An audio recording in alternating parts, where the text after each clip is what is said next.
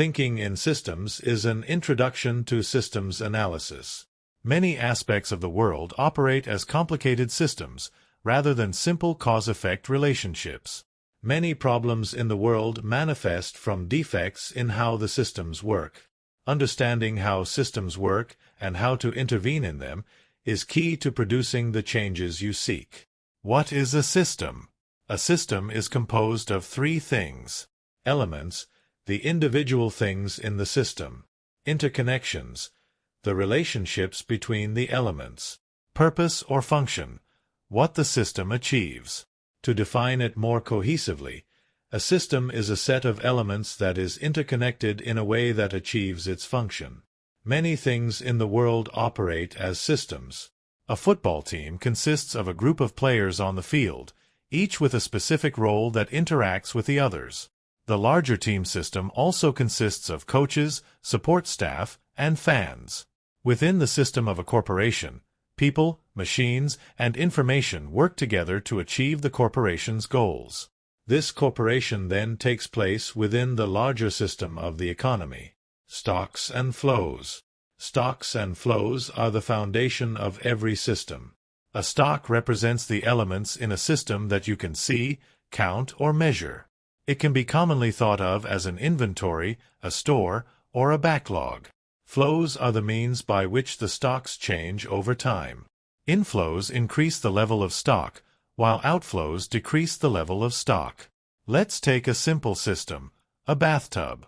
The stock is the amount of water in the tub. The inflow is water coming from the faucet into the tub. This raises the stock. The outflow is the drain that removes water from the tub. This decreases the stock.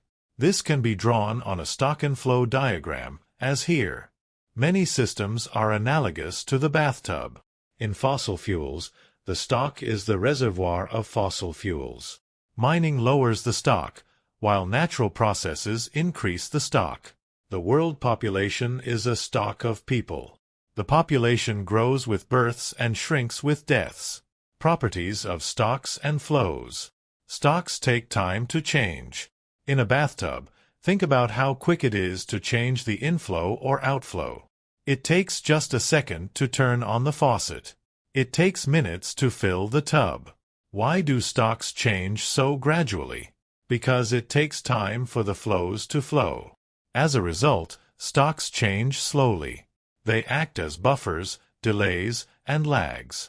They are shock absorbers to the system. From a human point of view, this has both benefits and drawbacks. On one hand, stocks represent stability. They let inflows and outflows go out of balance for a period of time. Your bank account stores money and gives your life stability.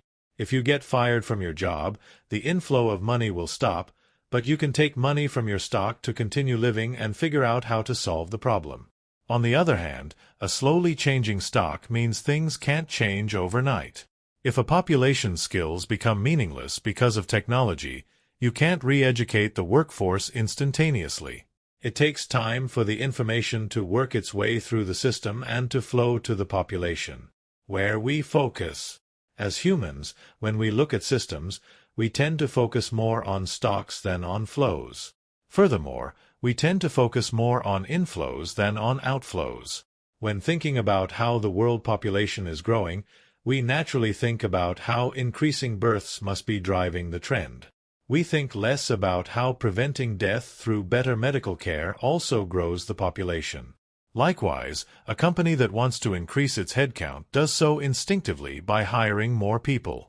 It doesn't often think as hard about how to reduce the outflow of people who quit or are fired. This is just one example of how we, as simplicity-seeking humans, tend to ignore the complexity of systems and thus develop incomplete understandings of how to intervene. Feedback loops. Systems often produce behaviors that are persistent over time. In one type of case, the system seems self-correcting. Stocks stay around a certain level. In another case, the system seems to spiral out of control. It either rockets up exponentially or it shrinks very quickly. When a behavior is persistent like this, it's likely governed by a feedback loop. Loops form when changes in a stock affect the flows of the stock. Balancing feedback loops, stabilizing. Also known as negative feedback loops or self-regulation. In balancing feedback loops, there is an acceptable set point of stock. If the stock changes relative to this acceptable level, the flows change to push it back to the acceptable level. If the stock dips below this level, the inflows increase and the outflows decrease to increase the stock level. If the stock rises above the acceptable level, the inflows decrease and the outflows increase to decrease the stock level. An intuitive example is keeping a bathtub water level steady. If the level is too low, plug the drain and turn on the faucet. If the level is too high and the water spills out of the tub, open the drain and turn off the faucet. Reinforcing feedback loops, runaway. Also known as positive feedback loops, vicious cycles, virtuous cycles, flywheel effects, snowballing, compound growth, or exponential growth. Reinforcing feedback loops have the opposite effect of balancing feedback loops. They amplify the change in stock and cause it to grow more quickly or shrink more quickly. As a stock level increases, the inflow also increases or the outflow decreases, causing the stock level to further rise. In the other direction, as a stock level decreases, the inflow also decreases or the outflow increases, causing the stock level to further decrease. Here are examples of runaway loops in the positive direction. The more people there are in the world, the more they reproduce, which increases the stock of the world population. A healthy national economy grows in a reinforcing loop. In a nation, the more factories and people you have, the more you can produce. The more you produce, the more you can invest back in more factories and educating people. Here are examples of runaway loops in the negative direction. In agriculture, plant roots help retain soil. The more that soil is eroded, the less roots can grow, which causes more erosion. In a natural emergency, a store may have a sale on its goods. The lower the stock of a good like toilet paper, the more fervently people want to buy it, which causes the stock to shrink further. Building more complicated systems. From these basic building blocks, you can build up to more complicated systems that model the real world. In this one-page summary, we'll cover only one simple system and show how systems analysis can lead to an understanding of its behavior. One stock plus one reinforcing loop, one balancing loop. We'll look at a system with one stock and two loops that compete against each other, one reinforcing and one balancing. The concrete example we'll use is the world population. The population is the stock. The reinforcing loop is birth rate. The more people there are, the more who reproduce. By itself, this leads to natural exponential growth. The balancing loop is deaths. The more people there are, the more who die. Short-form note. In essence, the set point of this balancing loop is 0, and the further away from 0 the stock is, the more people who will die. How does the population behave in this scenario? It depends on the relative strength of the two competing loops. If the birth rate is higher than the death rate, the population will grow exponentially. This is where the world overall currently is. If the death rate becomes larger than the birth rate, the population would shrink. This can happen if the birth rate plummets, or the death rate skyrockets, or both. If they are equal, the population will stay the same. Different circumstances can drive the relative strength of the birth or death loop. Data suggests that as countries get wealthier, birth rates fall. Therefore, poorer countries with high current birth rates may not retain high birth rates as their economies develop. A lethal, contagious disease could drastically increase the death rate. For instance, during the HIV/AIDS epidemic, projections of populations in areas with high HIV prevalence had to account for higher mortality. Birth rate could also fall due to social factors, such as lower interest in raising children or fertility issues. More complicated systems. Read the full summary to learn how.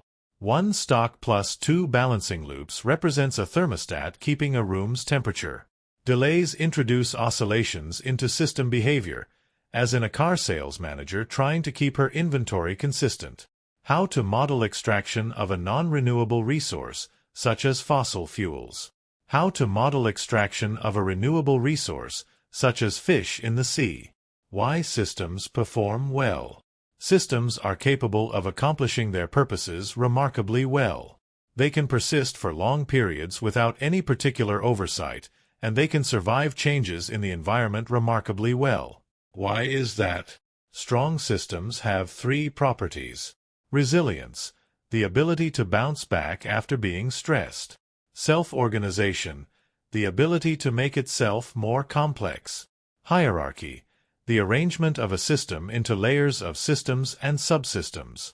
Creating systems that ignore these three properties leads to brittleness, causing systems to fail under changing circumstances. Resilience.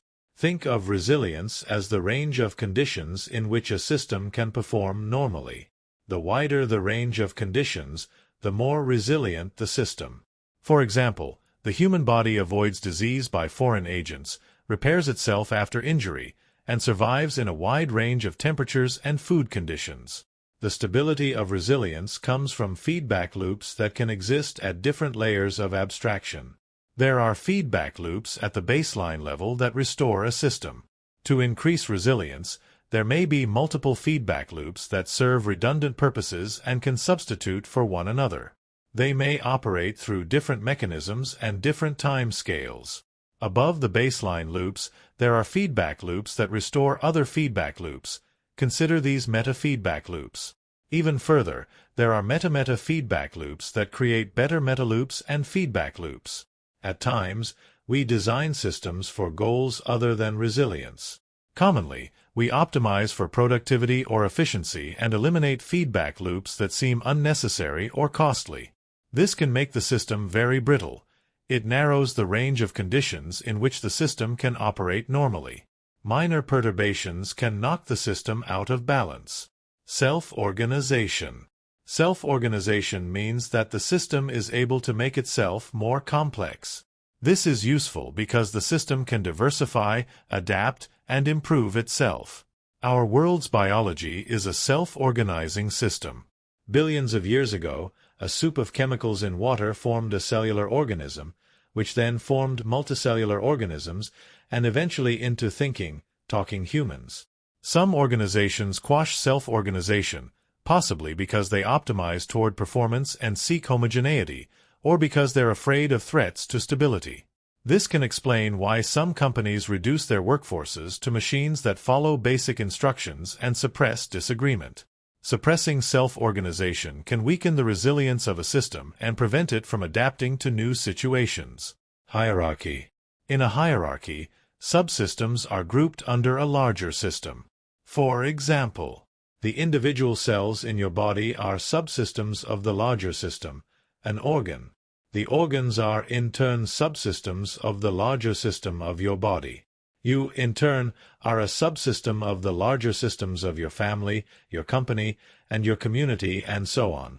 In an efficient hierarchy, the subsystems work well more or less independently, while serving the needs of the larger system. The larger system's role is to coordinate between the subsystems and help the subsystems perform better. The arrangement of a complex system into a hierarchy improves efficiency. Each subsystem can take care of itself internally, without needing heavy coordination with other subsystems or the larger system. Problems can result at both the subsystem or larger system level. If the subsystem optimizes for itself and neglects the larger system, the whole system can fail. For example, a single cell in a body can turn cancerous, optimizing for its own growth at the expense of the larger human system. The larger system's role is to help the subsystems work better and to coordinate work between them. If the larger system exerts too much control, it can suppress self-organization and efficiency. How we fail in systems. We try to understand systems to predict their behavior and know how best to change them. However, we're often surprised by how differently a system behaves than we expected. At the core of this confusion is our limitation in comprehension. Our brains prefer simplicity and can only handle so much complexity. We also tend to think in simple cause-effect terms and in shorter timelines that prevent us from seeing the full ramifications of our interventions. These limitations prevent us from seeing things as they really are. They prevent us from designing systems that function robustly and from intervening in systems in productive ways. Systems with similar structures tend to have similar archetypes of problems. We'll explore two examples of these. The full summary includes more. Escalation, also known as keeping up with the Joneses, arms race. Two or more competitors have individual stocks. Each competitor wants the biggest stock of all. If a competitor falls behind, they try hard to catch up and be the new winner. This is a reinforcing loop. The higher one stock gets, the higher all the other stocks aim to get, and so on. It can continue at great cost to all competitors until one or more parties bows out or collapses. A historical example was the Cold War, where the Soviet Union and the United States monitored each other's munitions and pushed to amass the larger arsenal at trillions of dollars of expense. A more pedestrian example includes how advertising between competitors can get increasingly prevalent and obnoxious to try to gain more attention. Fixing escalation. The solution is to dampen the feedback wherein competitors are responding to each other's behaviors. One approach is to negotiate a mutual stop between competitors. Even though the parties might not be happy about it or may distrust each other's intentions, a successful agreement can limit the escalation and bring back balancing feedback loops that prevent runaway behavior. If a negotiation isn't possible, then the solution is to stop playing the escalation game. The other actors are responding to your behavior. If you deliberately keep a lower stock than the other competitors, they will be content and will stop escalating. This does require you to be able to weather the stock advantage they have over you. Addiction, also known as dependence, shifting the burden to the intervener. An actor in a system has a problem.